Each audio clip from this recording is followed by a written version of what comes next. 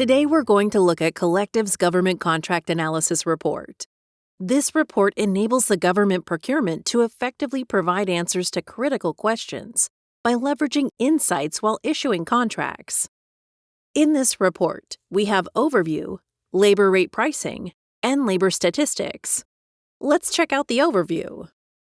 The key filter around here is procurement statistics filters, contract sign date filters, and we can always view more by clicking the More button. The filters grant us the ability to view specific data and dynamic visuals.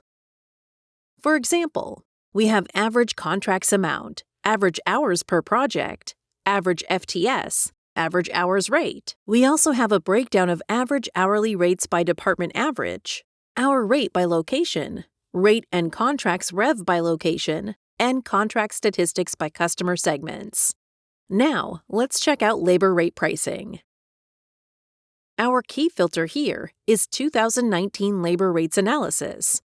We also have our dynamic visuals, that is the average current year labor, average next year labor pricing, and average second year labor pricing. We have a breakdown of average hourly rates by department, whereby we can switch between labor pricing vendor and labor pricing by labor category.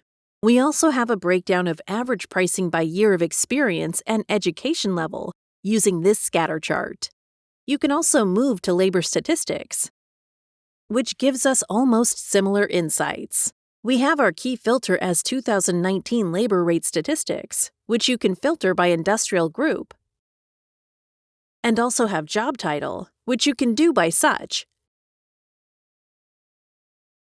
And this gives us a key performance indicators here by general statistics, hourly rate statistics, and annual salary statistics.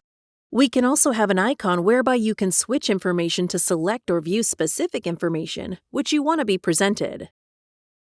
This has been a brief overview of Government Contract Analysis Report by Collectiv. Please contact us for more details at gocollectiv.com.